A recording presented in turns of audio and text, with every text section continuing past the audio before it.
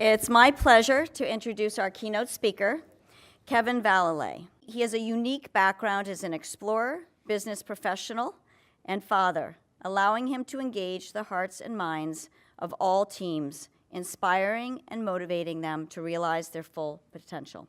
Thank you so very much for coming. How do you keep going? Why don't you quit? I was sitting in that tent in the middle of Antarctica when I read that email message. And at the time, I was exhausted. I was physically, I was emotionally spent. You see, it was 3 days before Christmas, and it was the first time I was going to spend it away from my kids. My kids were 3 and 5 at the time. They didn't understand what Daddy was trying to do, but I certainly did. And I missed them. Emotionally, it was so hard, so lonely out there at that time. And physically, I was shattered. You see that sled there? Well, that sled had everything in it that I needed to survive. We were doing an unsupported mission to the South Pole. Myself and my two teammates skiing 1,134 kilometers from the edge of the continent all the way to the geographic South Pole, solely under human power. So everything I needed to survive was in that sled. Now, I'll give you a sense of what this sled's like. It weighs about 250 pounds. So imagine your fridge at home. Take that fridge, tilt it over, put it on a sled, and start to haul it the whole time. And the reality is, the South Pole is at 10,000 feet, so we were stepping upwards the entire time, moving forwards as we went. Headwinds in our face. I was shattered, exhausted, emotionally at my limits. And then I read that email. You see, at the end of these days, these very long days, we'd have a moment, finally we'd set up our tent, we'd dig snow, and we'd go inside, and we'd stack it up, and then we'd start melting it. It would take us 3 hours to melt all the snow to get water to eat. And after that period of time, we'd have some respite. There'd be a moment where we could wrap ourselves in our sleeping bags and be warm for the first time all day. And then, as part of my job, was to read email messages.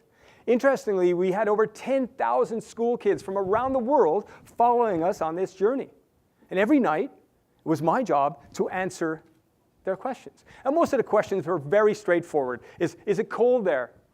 Yeah, it's cold. It's really, really cold. How do you guys wash? Well, we don't, you see. We were out there all said and done by the time we got onto the continent, that left that continent. We were out there for 60 days. In the same underwear. So it's a very good thing there is no one on that continent except us when we were out there. They ask, what did you eat?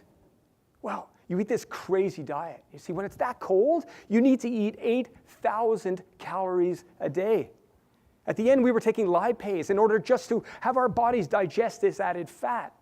We were eating chunks of butter, in all honesty, half the size of a Rubik's Cube, just desperately trying to keep that caloric intake up. And then I read that email message. How do you keep going? Why don't you quit?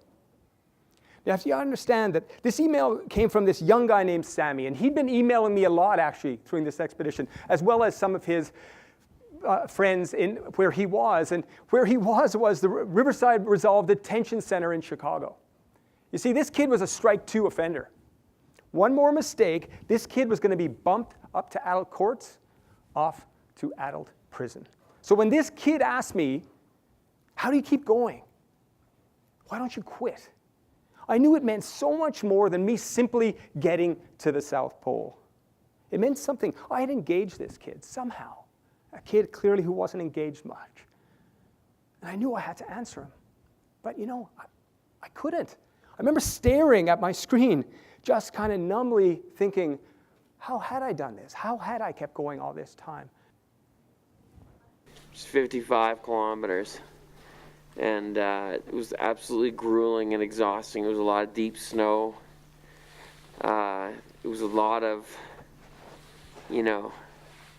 walking for hours and then sleeping at the side of our sled for a few minutes and trying not to freeze. And it's just unbelievable experience, pushing to the absolute limit. I'm at my limit right now. It's completely messed up.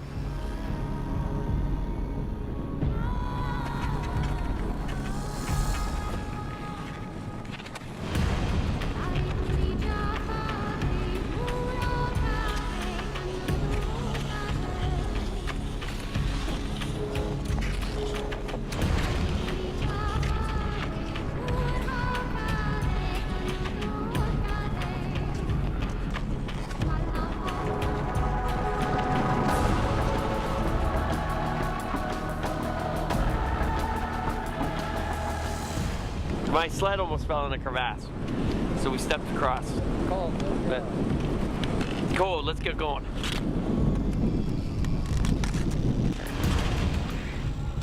And you're gonna walk all day for 9 hours, 10 hours in the cold, and battle snow drifts and possibly high winds. A whole mixed bag. You don't know what you're gonna get.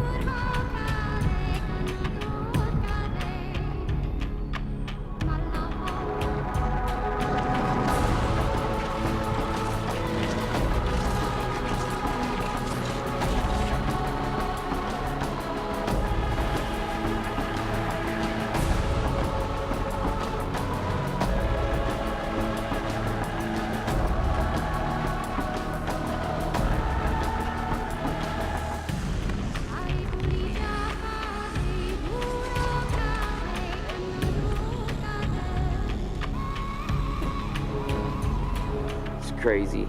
I'm so sore and so tired and so cold. Yeah, that's it.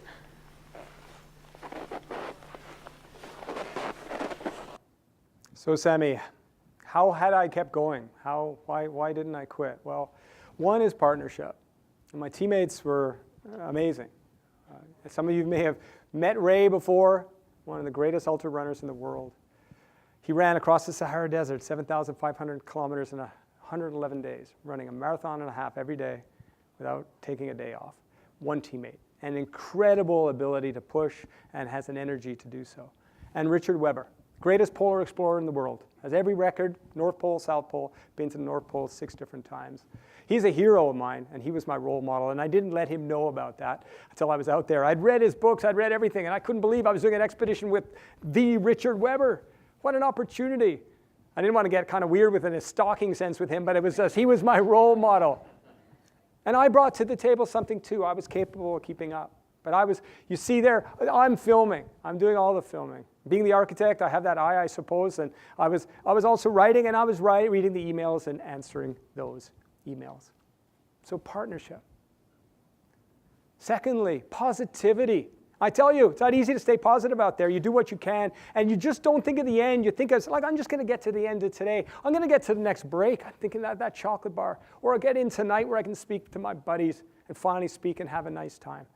And before I left, a friend of mine took me aside, and he said, hey, kind of a weird thing to ask, but I have this little kind of Lego man that I've had since I was a boy, and I was wondering if, my son, it's his now, and I was wondering if you'd bring it to the South Pole with you. I remember I did, and I had such fun with this little guy. I would take photos at all these different spots, and it allowed me to escape in a way. As Spaceman traveled with me, and I have him right there at the globe at the South Pole as well. And finally, perspective. And I wanted to thank Sammy, because this cognitive reappraisal, it's like I couldn't imagine how I was going to get through the next 2 weeks. Well, actually, I've got through 35 years. I just have 2 weeks to go. I'm already there. I've done it. So Sammy, when it comes down to it, it's partnership, it's positivity, and it's perspective.